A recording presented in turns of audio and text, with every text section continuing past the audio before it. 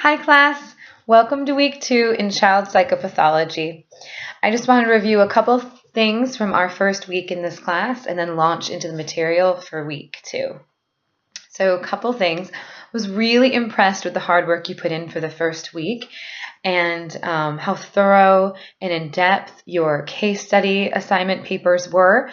Thank you to those who took a stab at officially diagnosing the child with one or more than one mental health disorder from the DSM-5.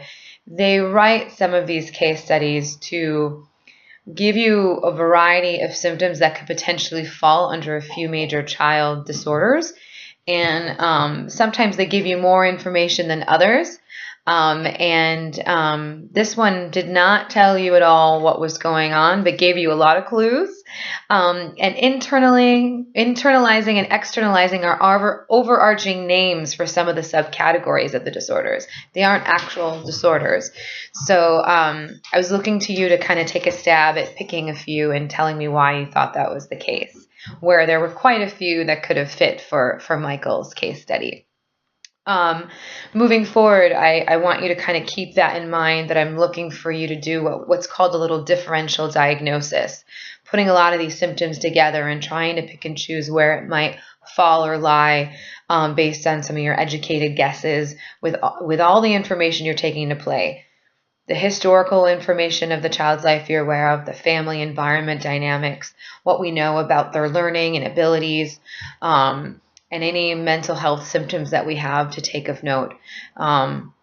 Also, whenever there's a suggestion of someone thinking about death or dying or harming others, not wanting to be here, thinking about harming oneself, any kind of abuse in the environment, we definitely want to think about safety and about doing some sort of lethality assessment to gain a better clue of the risk involved. And so even in Michael's case, he had thoughts of thinking about what his parents would think about if he were dead, which isn't a very common way of thinking for a child, which suggests some maybe more moderate to severe depressive type symptoms being present. And we want to make sure there's no risk for self-harm. Kids can even be at risk for those kinds of suicidal thoughts. And so we want to always be also thinking about safety and risk. So also please try to keep that in your mind as you're taking a stab at clinically coming up with some ideas about diagnoses and treatment for the case studies moving forward.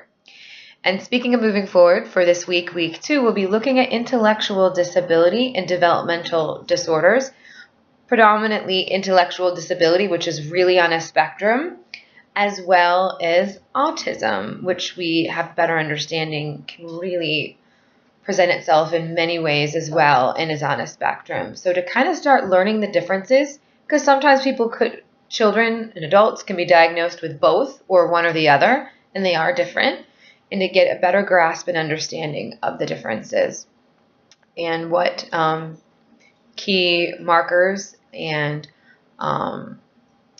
key signs that those might be present to be looking for. We've already had some really interesting discussion on the discussion post thus far about a controversial study regarding some treatment modalities that aren't as evidence-based for autism. And then you'll have some other fun assignments this week as well. Please don't forget about APA formatting. Please do your best to also, especially for these written paper assignments, like for the case study assignment you'll have this week, to have a cover page, a references page, to be cite following the American Psychological Association or APA formatting to the best of your ability, and to please limit the use of exact quotations. So please try to cite the information you're borrowing into your own words. Otherwise, sometimes over half the paper is someone else's terminology and words, and you're not applying that information and integrating it into a paper and telling me that you really understand what it means. And so it's much stronger demonstration of your understanding of the material and your critical thinking skills if you can summarize what you're borrowing and then cite again in parentheses at the end of that content the author or authors' last names with the year of publishing. If you look at any recent psychology research journals, you can kind of see how that's done well.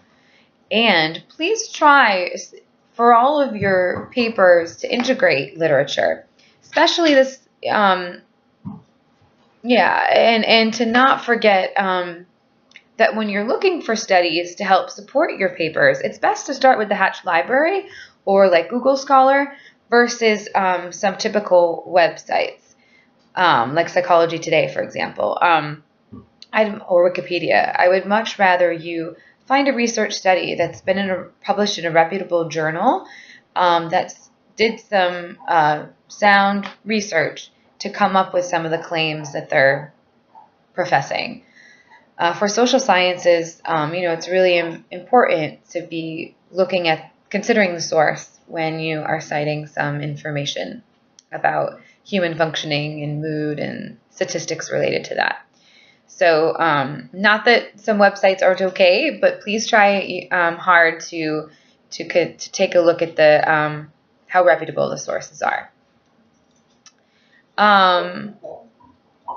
If you look ahead in this course, you can see that what's expected every week is pretty similar between the quiz and the case study and the discussion posts. And so, and I apologize that the case study book isn't fully as up to date as our current DSM-5 is.